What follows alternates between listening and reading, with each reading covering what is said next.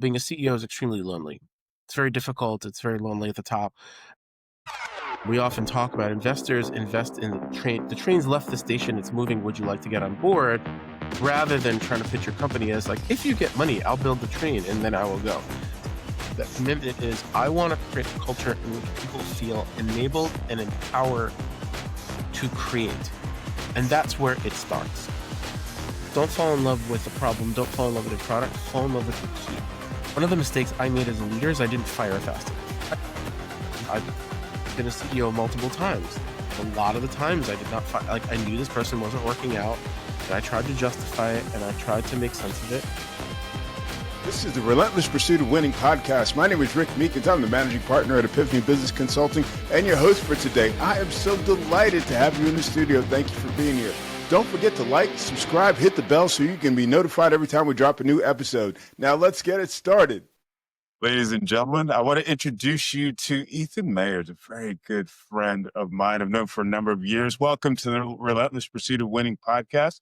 Ethan, how are you? I am excited to be on the relentless, persistent, unstoppable pursuit of success and winning. I love that. How is that for over-the-top enthusiasm?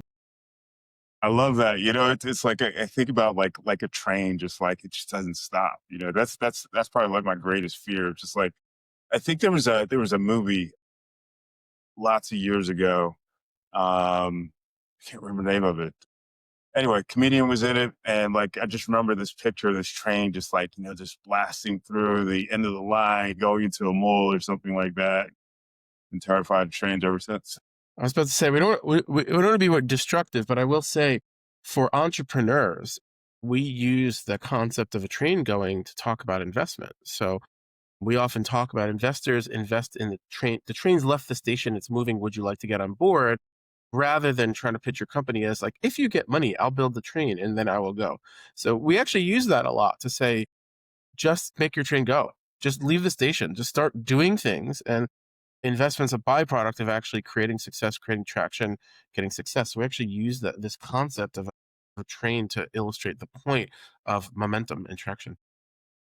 Yeah, I love that. I do that, you know, as well. You know, it's just like, hey, you know, we've got a concept, we've got an idea, you know, we're like 80% of the way there. Let's push it. Let's start moving with it.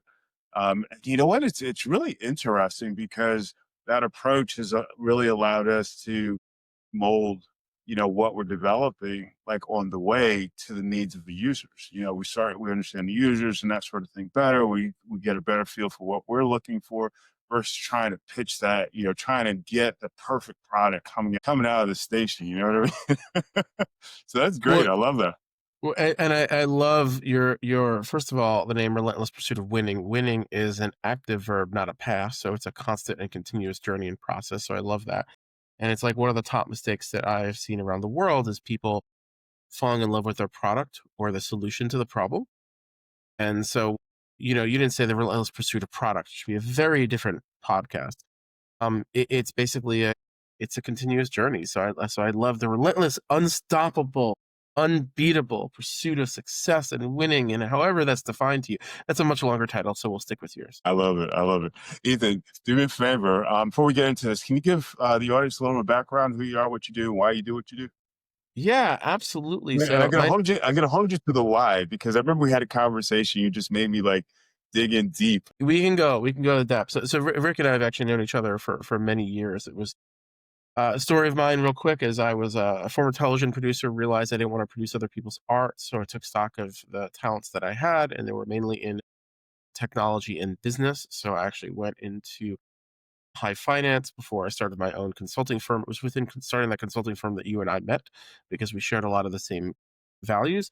So I was actually at a portfolio company of Lehman Brothers when Lehman Brothers collapsed. And if you don't know a lot about what happened, there was a lot of bailouts for large companies, and there was a concept called too big to fail. And I looked around and said, wow, this is a threat to capitalism, because what we actually really need is many more entrepreneurs pursuing many more businesses, giving them agency, and a way to run their lives. So from that, I can say it a lot clearer now. It's been a philosophy that's been building for 15 years, but I basically started a vision which I can now encapsulate, was that I thought my purpose in the world is to basically accelerate the spread of what I call wisdom diffusion. That I saw that the difference often between success and failure was the ability to access mentors and knowledge you didn't have. I manifested that philosophy in a couple of different ways. I've created a couple of my own firms, one of which I sold. I led two corporate innovation centers around globe. Most of my work is international. I've been to 89 countries. I've worked in over 40 of them. And then recently, as an advisor, investor, and mentor for various firms around the globe, which I'm just very excited to be able to connect to large startup ecosystems and help companies grow. But the why for me is really the difference that I've seen in the ability to accelerate the spread of knowledge. And sometimes it's in the simplest of ways, talking to someone and I introduce a term that they just had not heard of, and they'll write me a week later saying, I Googled that term. I didn't know about that term. It opened my door and it led me to this, to this, to this, to this, to this. That I think that the real ability to create abundance and human progress is actually built on the ability to build upon each other. And so that's a lot of what drives me. And that I also think that I love the word agency for all the different meanings that it has. But in my opinion, I want to see the world full of entrepreneurs. But in order to do that, I actually think we don't do a very good job of entrepreneurial education. So in some small ways, I'm trying to solve that in my role as an advisor and a mentor. Recently, writing the book that just came out 2 months ago called The Agile Shepherd, but in ways big and small, that's a lot of what I'm spreading out, because I realize, you learn entrepreneurial skills and you create businesses, you create jobs, you create freedom, you create opportunity, and that's what I want to bring to the world. Yeah, that's awesome. That's awesome. Glad you brought up the book. I was thinking about that, especially, as you're talking about, knowledge transfer and that sort of thing. Can you give the audience a little background on the book, and then, we can talk about it a little bit more? Yeah, so I started many years ago, actually, when I was a consultant, and it started from kind of a foundational question, which was, technology companies seem to move a lot faster than other companies, and the question was why. And they've even created all sorts of frameworks and ways to work that were different than the status quo. So I spent a couple of years researching and encapsulated a couple of ideas. And what I learned was that it had a lot to do with leadership, and a special kind of leadership that was emerging, which I call servant leadership. So, right. So in the past, we can think about a lot of strong leaders. It was a lot more ego based. The first kings were divinely given. Then you had these very strong personalities. And we have another form of leadership that's emerging where we're servants to the organization. So one of the ways that tech companies operate differently is they put the objectives of the organization ahead of individual objectives, and they allow it to morph, be agile, and move in flexibility. So what I started thinking about was, keeping innovation at the forefront is really hard. And I thought of a way of encapsulating the learnings that I've had from a lifetime of learning from technology companies and how they can apply across the sector. And so I wrote this book called The Agile Shepherd, Leading in the Age of Ideas. And it basically is centered around three core concepts. The first is leadership as servant. And the fact also within that is that anybody at any time can be called to lead, and that organizations should structure themselves around that. So the second concept was the power of intentional action, basically coming to terms with why you do what you do and stating them explicitly and out loud, because in that case, I believe very strongly you become what you measure. And so by understanding why you're doing whatever it is that you're doing, you can actually codify it and measure it, so you end up in the right place that you want that you absolutely want to be, which is absolutely core. And then the third one was this concept around leadership. The reason I named it was because I looked at the planet Saturn. The Cassini space probe from NASA was looking, why are the rings of Saturn so beautiful and so consistent? And what they found were these shepherd moons, and they would travel around. The Saturn's rings are made of pieces of ice and dust. If a piece of ice and dust was knocked out of the way, this shepherd moon would go around and either throw it out of the system, put it into Saturn, or fix it. And I said, that's what leaders need to do in the 21st century. You need to empower your people to act, to innovate, and create, and then act as a servant and a mentor around your organization to lead people in the right way. So let's go back. Let's talk about servant leadership. I mean, it's something that's been around for, a number of years. At least the concept has been around for a number of years. I don't know how well people are, how familiar people are with the concept and, not just what it is, but, really the benefit to the organization. Yeah, it's a very different way of thinking because it requires a mind shift. And basically, what that mind shift is this kind of concept that if your organization is successful, look at some of the more successful organizations. They've been around for a long time. Ford's over 100 years. General Electric is from. So you've got all these companies that are getting quite old. So your goal in business is longevity. Your goal in business should be, especially if you're a small business listening to this, there should be a succession plan, and your business should outlast you. That's the biggest legacy you can leave behind in business. And in order to do that, it requires the objective that you need to build processes in place that are not dependent upon you, but are dependent on the organization as a whole. So it's Mhm. really pushing the ego aside to really contemplating and making difficult choices as to what's the best route for the organization. And we've seen this in both big and small, but I personally think in a world we've transitioned from the manufacturing of goods to the manufacturing of ideas.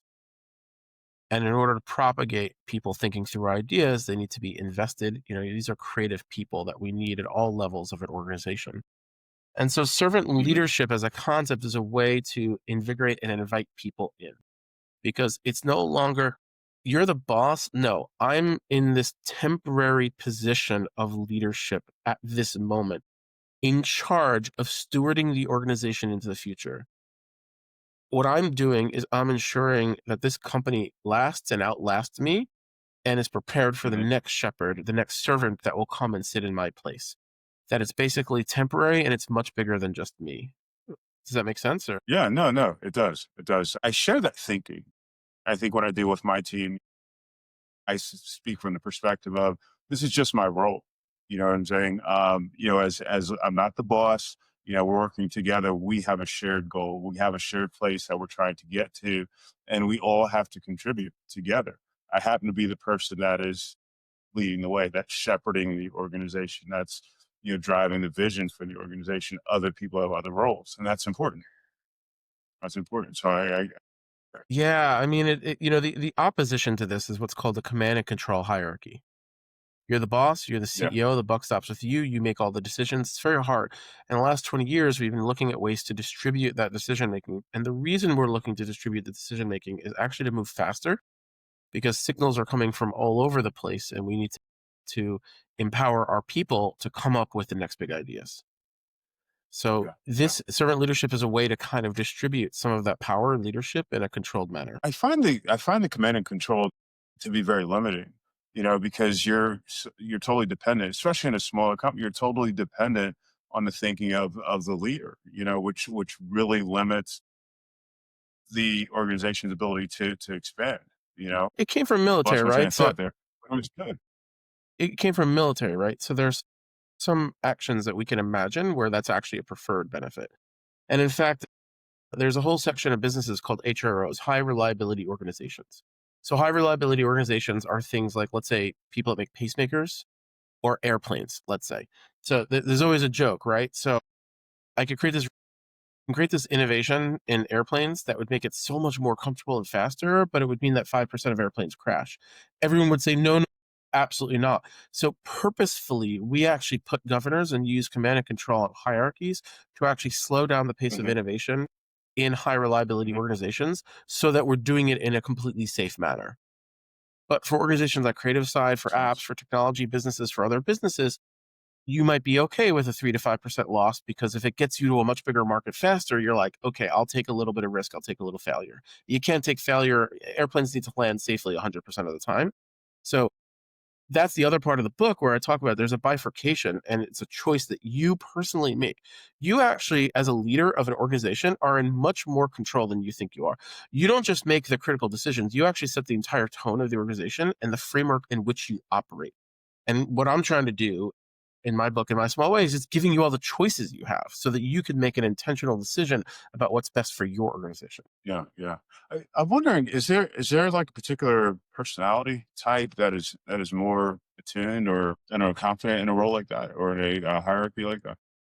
It's interesting because I talked to my friend, and there was this big bank that basically has a culture like this, and their theory is pretty simple. If you make a bad bet at 10 o'clock, you've lost 10,000. If you don't say anything and it's 12 o'clock, you've lost $1 million. So, the faster you could admit and talk openly and operate very inclusively and transparently, it's actually better for the organization. But then I asked the question to my friend. I said, "Well, at this big bank, what if you're a jerk, or what if you have a big ego? What if you don't want to fit into that culture?" And the answer was, you leave. And don't get me wrong, he said the people that are like that, while they're at that organization, they are transparent, and then when they go run their own, they're not. So what's interesting, and that's what I mean about the leaders. So a business is what's called a social construct. So it's just us getting together. It's a group of humans getting together to accomplish a task. We literally make up the rules. And what I want to empower every possible leader is to consider, you literally make up your rules. You can create a culture of transparency by basically saying, we're going to be a transparent culture, and then acting that through. You have to follow, right? But are there certain, I would argue that you need to look at it a little more logically and rationally. In creative services, for the most part, you have, in my opinion, you have to be a servant leader because you're working with other very smart, sometimes quirky, sometimes neurodiverse people. And in order to motivate them, in order to include them, in order to the work that you and I do, we need them to feel included. We need them to feel a sense of ownership. We need them to feel that it's not just, yes, I have the authority to make decisions and I need to, but you're included in that process, because it's the only way you motivate creative people. Like I said, if we were, in the military charging up a battlefield, we might all agree I don't have the right information, so therefore I have to follow. So it's about empowering leaders to say, you actually are in so much more control than you possibly realize. You actually set the entire tone. Your business is almost a fictional construct, right? You just willed it. You invented Epiphany out of nothing. You could make that organization any way that you want to. And by your actions, you do. The difference is that most people aren't aware of how intentional their actions are, or how much they could actually create. And you could create everything. Back to your comment about creatives and just bringing that brain power to the organization. How do you how do you I guess in the widest sense, how do you kind of maximize that, I'll say, relationship, or I don't know the right term for that, but how do you maximize that? You're talking Yeah. about Yeah. bringing people in that have their own mind, their own way of thinking, their own processes, and that sort of thing. And we don't have a round peg going to a round hole. We've got something that's kind of you know what I mean. Yeah, I mean, a lot of it, I'll actually start from the reverse. So it's like I've seen the inside and outside of dozens of companies. So what have I seen the patterns of kind of failure? And a lot of it has to do with the wrong people, the right people in the wrong roles. And Hmm. so as a leader, a lot of it is tweaking and experimenting and constantly trying little shifts. A friend of mine, early mentor, once told me that being a leader is a little bit like the game of chess. And the difference is, on any given day, you're not trying to win. You're trying to advance the pieces and create a better strategic position for yourself.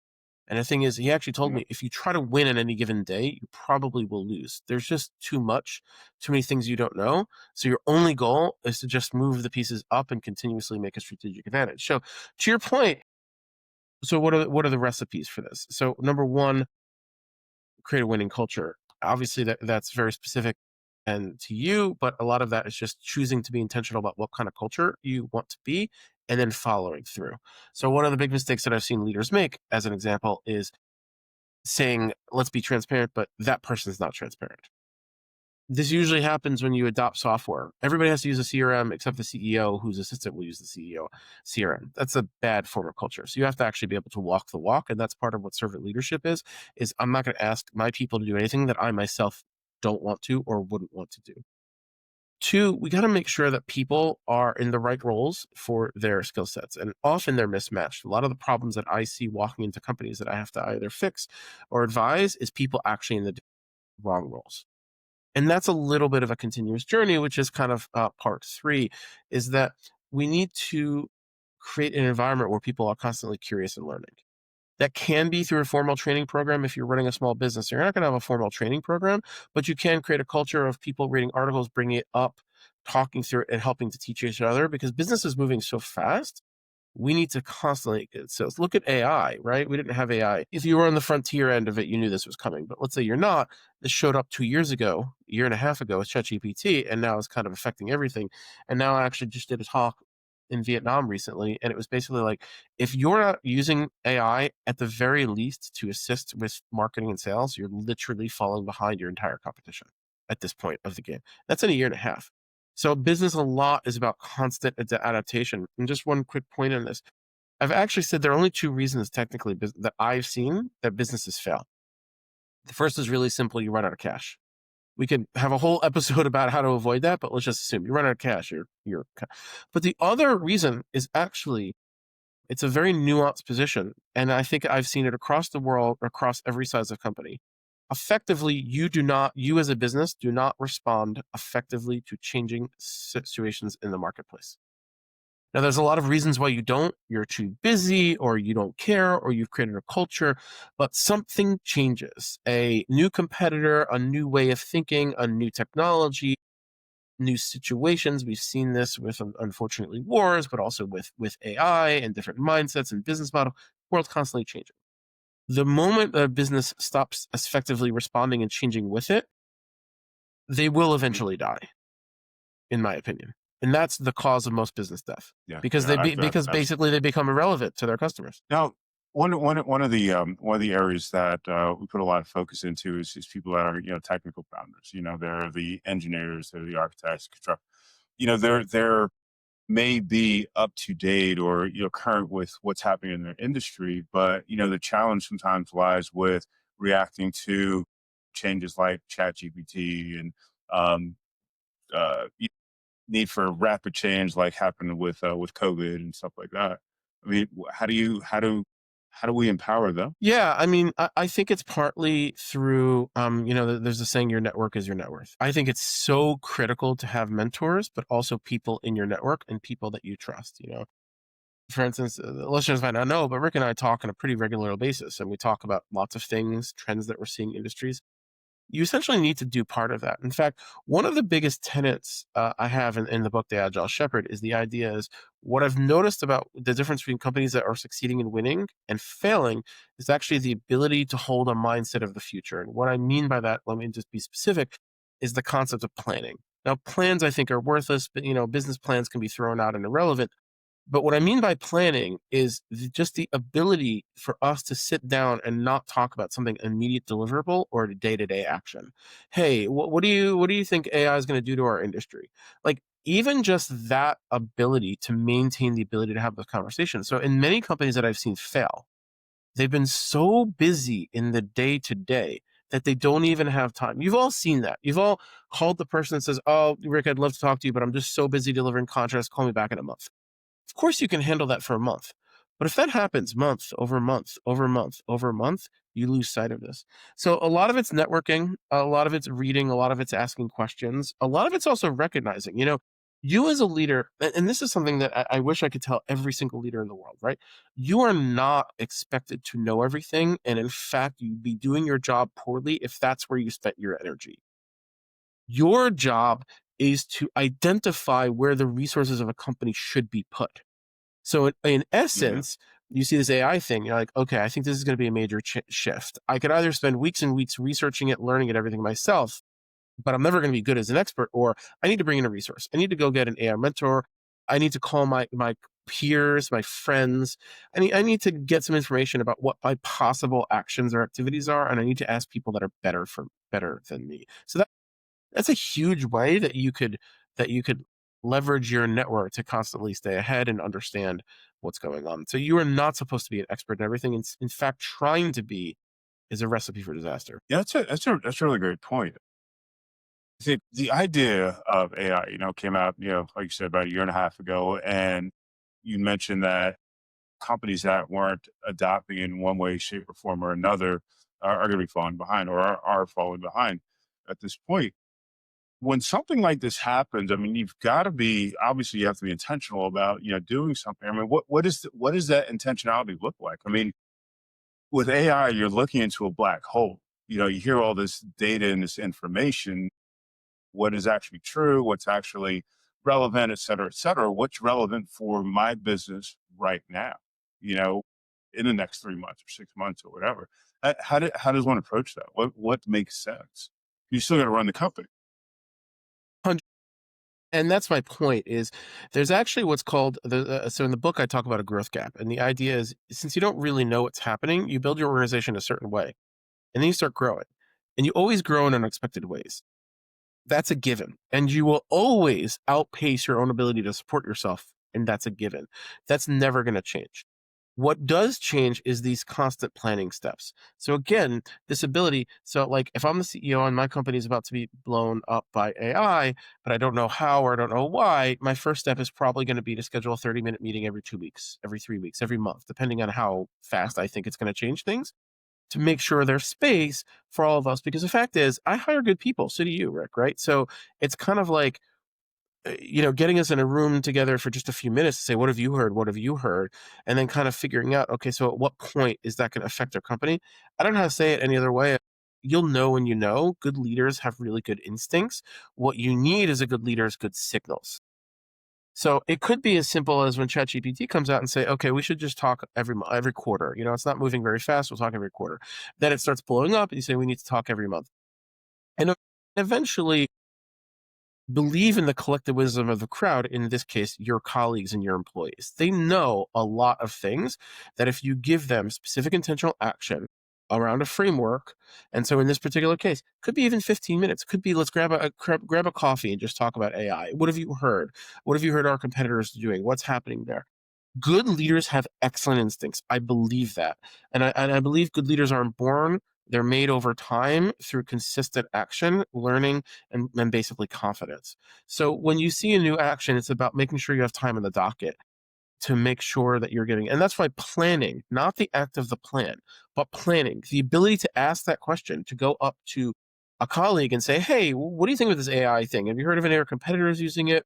Is the market asking for it? Like that to me, as simple as it sounds, is often the difference between success and failure, because keeping that future mindset. Remember, an executive is supposed to work on the business, not in the business. In order to do that, their job is actually thinking solely about a future state of the business. One of the biggest mistakes that I've seen around the world, and mistake is a harsh word because I understand small businesses, you got to do everything. You're everything. But a lot of leaders are stuck working in the business so much they don't have that ability to think of the future. And that's actually a huge risk for the business. If you're financially constrained, there's basically two options you have to consider. And I hate to be so harsh, but I seriously need to say this, right? So one is, does your business work? Because if you're basically always quote unquote behind the eight ball and you're always delivering, you're always under resourced and you don't have enough money, well, is your pricing wrong? Like what's wrong? Your business model is not working. Your business model needs to provide you even 5% time during a week to at least consider the future. And if you as an executive do not have that time, then something is wrong and you are going to be on a path to not having good things happen to you if you sustain that for periods of time. Imagine sustaining for months on end of never thinking about the future. Oh, AI just came out. I can't deal with it right now. I'm still delivering on this contract. Hey, all of our customers are asking us if we're going to be adopting AI. I can't talk about this. I'm still delivering on the contract. You see what happens, right? So it's this ability to make sure a good executive, minimal is 5% of your time. Minimal is 5% of your time on completely non-day-to-day actions. And at more well-established companies where you have the funding, good executives could be spending Mhm. 40% of their time thinking about and acting towards future states of the company with little experiments and moves to make sure that we're prepared for that inevitable outcome. Yeah, yeah.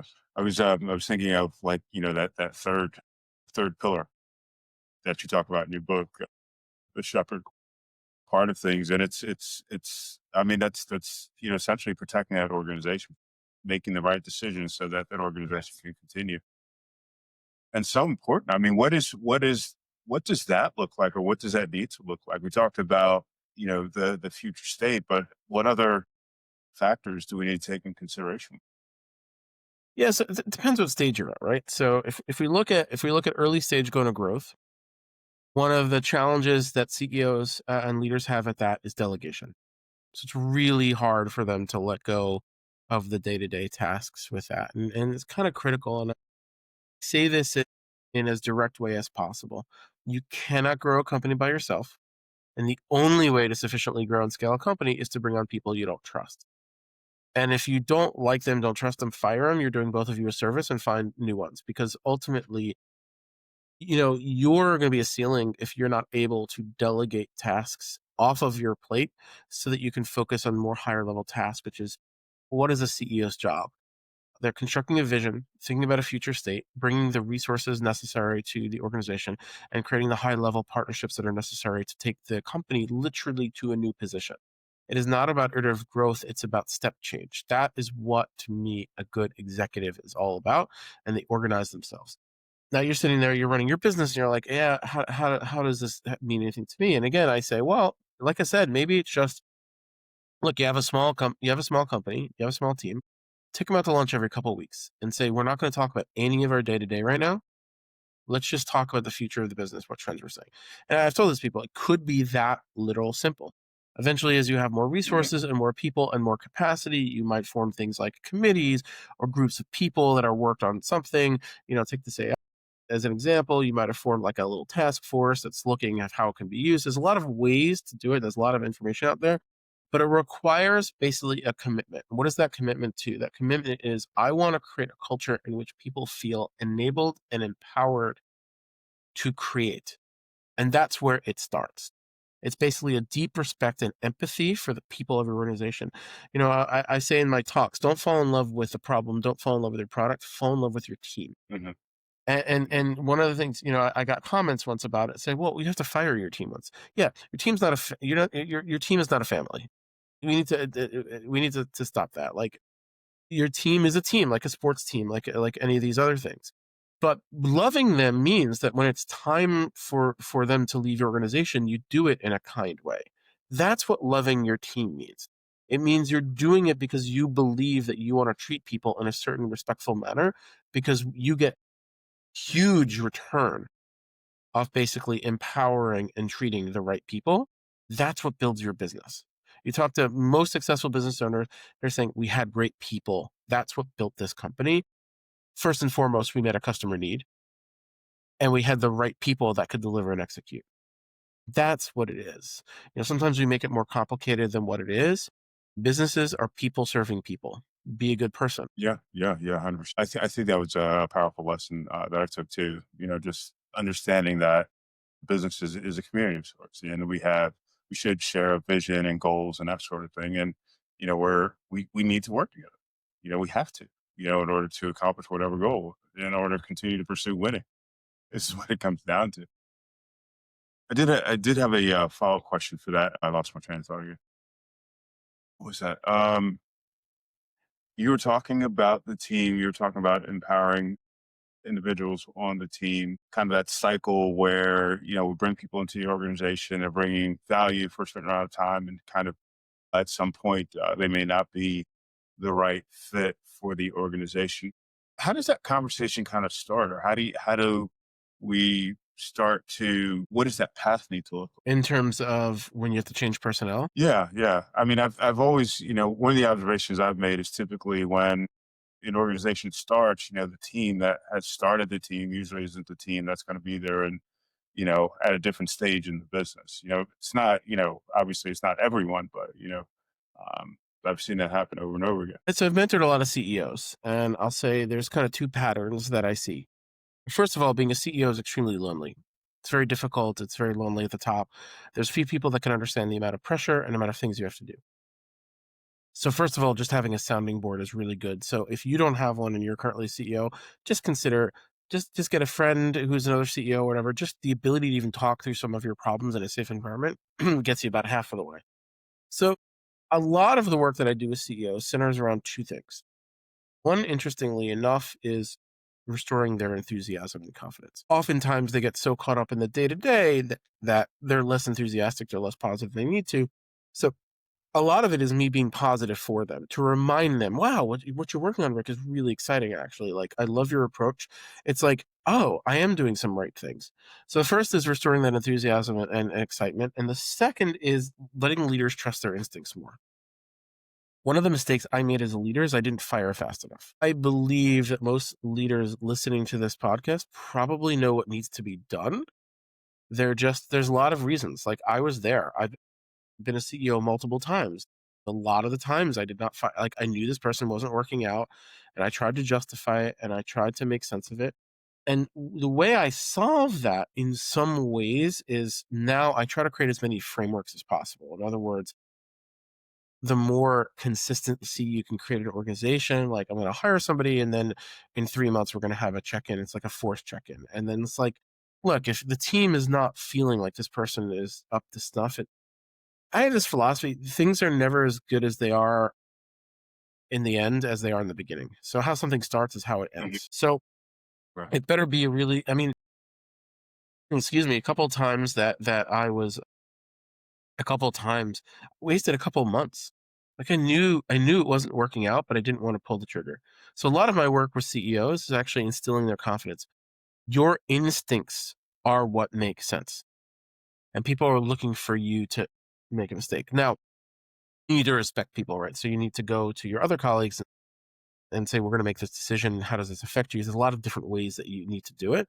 But what I've learned over time is, if you do this in a respectful manner, that you care about somebody, that you have generous severance, that you even help them get a job, you do these things for the right reasons, it's good for both of you.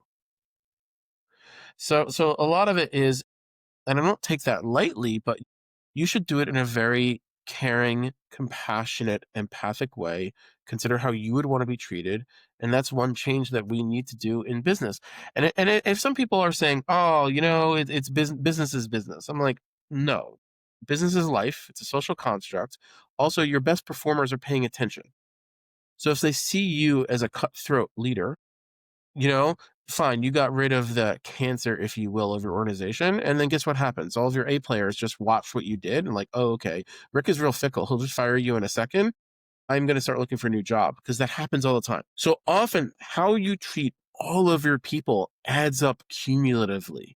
Creative people want to know it's a trusted and fair environment. When you ask people, a lot of times what they're actually looking for is fair. They're not necessarily even looking for their biggest slice of pie. They just want to be in a fair system. Like, that makes sense. This person wasn't working out. I'm really going to miss Rick, but I totally understand why he's no longer with the company, and that makes sense. That's the kind of culture that you need to create if you want to create a winning culture, in my opinion. So, it's not an easy job. It's a continuous journey. You don't always get it right. And as a leader, you're going to make a lot of mistakes, and that's okay. But having the right team in the right roles, so you could go through a framework. You can sit there and say, okay, so what's the issue with this person? First of all, are they in the right role? Sometimes the issue is the role, you may have hired them too early. The role that they need to inhabit is a company that you don't exist yet. And then obviously it's a financial decision if you want to wait around. Sometimes moving people from one role to another is the right move, right? Is it a work ethic? Is it a fitting in culture ethic? This is my point. It's like, you're creating, as a CEO, you're creating the right culture and organization to move yourself into the future. And people are the most critical part of that.